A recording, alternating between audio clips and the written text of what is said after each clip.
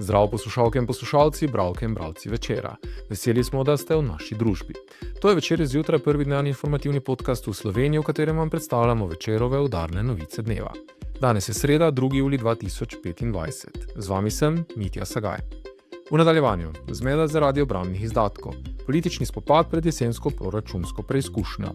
Z državnim sekretarjem o prometnih izzivih Maribora sprejeli odločitev glede Malečniškega mostu. Poletno kadrovanje pri vijoličastih doseglo vrhunec. NK Maribor pripeljal srednjega vezista in podpisal pogodbo z Benjaminom Tetehom. Naročite se na podcast, da boste obveščeni ob izdaji naslednje epizode. Vse skozi smo z vami na vecer.com. Slovenija se sooča z notranje politično zmedo glede povečevanja obrambnih izdatkov, predvsem zaradi nepregledne komunikacije znotraj vlade in različnih interpretacij uradnih dokumentov. Medtem ko koalicija poudarja, da jo zavezuje le domača obrambna resolucija, ki predvideva postopno zvišanje izdatkov do 3% BDP do leta 2030, deklaracija z vrha NATO v Hagu govori o cilju 5% BDP do leta 2035. Socialni demokrati in levica nasprotujejo, da bi obramba ogrozila socialno državo in opozarjala na pomanjkanje enotne interpretacije. Proračun za leti 2026 in 2027 bo ključen preizkus stabilnosti koalicije, saj naj bi obrambni izdatki znatno narastli. Če dogovor znotraj vlade ne bo dosežen, se utegne zgoditi tudi vladna kriza. Hkrati strokovnjaki opozarjajo, da gre pri NATO-vi deklaraciji za politično zavezo brez pravne obveznosti, medtem ko za Slovenijo štejejo doma sprejeti strateški dokumenti. Vprašanje obrambe tako znova postaja predmet političnih razprtij pred bližajočimi se volitvami. Z mano v studiu zdaj je kolega Timotej Milanov, ki spremlja to tematiko. Timotej, kako pravzaprav razumeti to zmedo, ki je nastala ob domnevnem nestrinjanju glede obrambnih izdatkov?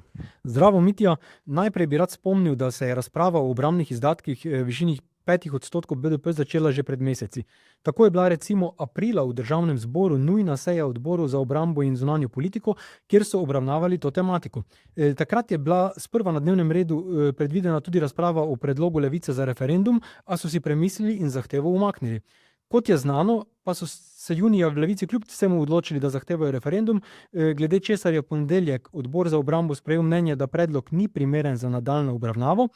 Še bolj zanimivo pa je to, da se v stranki SD sprva niso pridružili predlogu Levice oziroma njihovi pobudi in so celo javnosti sporočili, da ta povzroča politično zmedo, na koncu pa so vsi očitno vseeno premislili.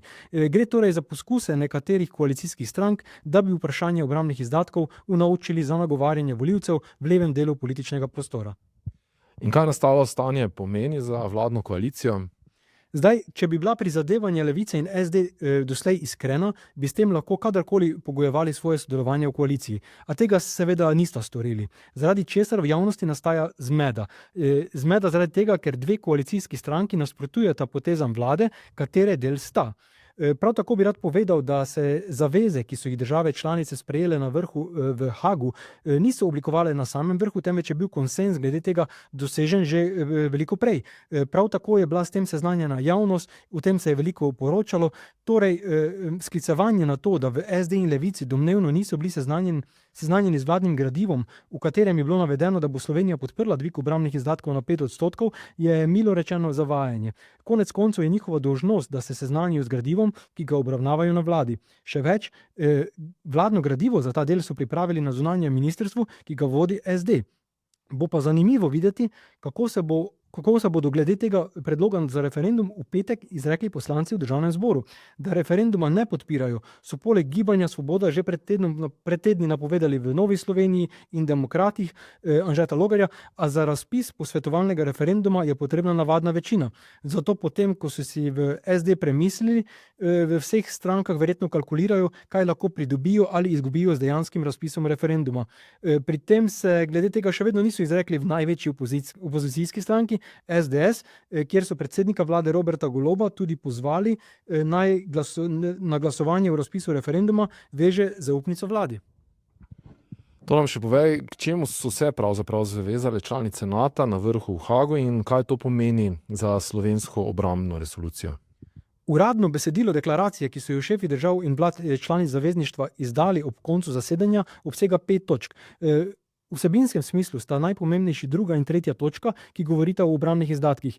Tako med drugim navaja deklaracija, da se države članice zavezujejo, da bodo do leta 2035 na letni ravni dosegle obrambne izdatke v višini 5% BDP, in sicer sredstva v višini 3,5% BDP za temeljne obrambne potrebe, kot tudi sredstva v višini 1,5% BDP za investicije, ki so tako ali drugače posredno povezane z obrambo in varnostjo. Deklaracija kot razlog za dvig obrambnih izdatkov navaja resne varnostne grožnje, zlasti dolgoročno grožnjo, ki jo predstavlja Rusija, in tudi grožnjo terorizma. Medtem posodobljena slovenska resolucija, o kateri smo v Večeru že poročali, predvideva dvig obrambnih izdatkov na višino 3% BDP do leta 2030. Pri tem naj bi ostali na tej višini do leta 2040. Predvidena slovenska vlaganja v obrambo do leta 2030 torej niso v nekem nasprotju z zavezami iz Haga, bi pa bilo verjetno resolucijo na neki točki potrebno dopolniti, da bi predvideli dogovorjenih 5% BDP do leta 2035. A pri tem je potrebno poudariti, da govorimo že v času, ko večine zdajšnjih voditeljev držav članic NATO zelo verjetno ne bo več v politiki, vključno s trenutnim vodstvom Zveze NATO. Prav tako je vprašanje, kakšne bodo takrat varnostne okoliščine v Ukrajini ali drugod po Evropi. Vse to pa lahko vpliva tudi na to, da bodo na ravni zavezništva te zaveze do takrat še dopolnjene oziroma spremenjene. Super, hvala Timotej za vsa pojasnila. Po 20 letih čakanja se Maribor vendarle približuje začetku gradnje južne obvoznice. Direkcija za infrastrukturo je pridobila gradbeno dovoljenje za prvo fazo prve etape od zahodne obvoznice do Kardeljeve ceste. Dovoljenje sicer še ni pravnomočno, če postopki vročitve in pritožbeni roki minejo brez zapletov, bi lahko stroji zabrneli že to jesen. Državni sekretar Andrej Rajh poudarja, da si na ministrstvu prizadevajo za čim hitrejšo uvedbo izvajalca v delo, pogodba z njim je namreč podpisana že več kot 2 leti, kar pomeni tudi dodatne stroške zaradi revalorizacije. Gradnjo bo izvedlo podjetje GIC Gradnje z 2 partnerjema, vrednost del pa znaša skoraj 20 milijonov evrov, od tega večino prispeva država. Sledi še 4,3 km dolg nadaljevalni odsek, za katerega naj bi bil državni prostorski načrt sprejet že poleti. Gradnja bo močno razbremenila cesto proletarskih brigad, ki dnevno prevozi več kot 20 tisoč vozil, ob njej načrtujejo tudi tišji asfalt, nižjo hitrost in preureditev nevarnih križišč. Leta 2027 sledi prenova Malečniškega mostu, predor pod mestom pa ostaja nejasen. Čaka se prometna analiza, ki bo ocenila njegovo smiselnost. Iz Ljudskega vrta so včeraj sporočili, da z navdušenjem predstavljajo novico o vrnitvi Benjamina Teteha. Zjutraj so pri NK Maribor predstavili novinca, vezista Malamina Bambo, dopoldne pa povratnika pod Kalvarijo Benjamina Teteha. Napadalec Benjamin Tete je bil v pretekli sezoni eden najboljših posameznikov Maribora. Kljub poznemu prihodu pod Kalvarijo, ob koncu prestopnega roka, ko ni bil fizično dobro pripravljen, je hitro navdušil vijoličastem. Čeprav so ga v nadaljevanju sezone pestile poškodbe, je na 21 tekmah dosegel 13 golov in dodal 6 asistenc. V prejšnji sezoni je bil ganec v Maribor posojen iz Meca, zdaj postaja polnopravni član NK Maribor.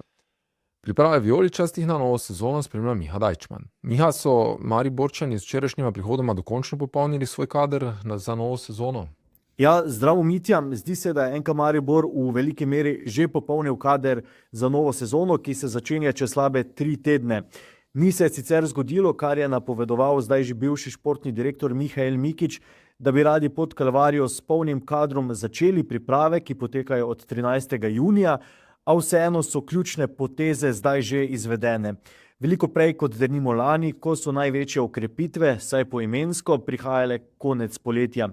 Nista prišli največji tarči vijoličastih, Petar Stojanović bo kariero nadaljeval na Poljskem, Arjan Ademi pa je iz Dinama odšel v madžarski Újpest k Damirju Krznarju in pomočniku Alešu Mertlju, se je pa na veliko veselje navijačev Maribora vrnil Benjamin Teteh, v prejšnji sezoni najboljši strelec kluba s 13 goli in 6 asistencami na 21 tekmah.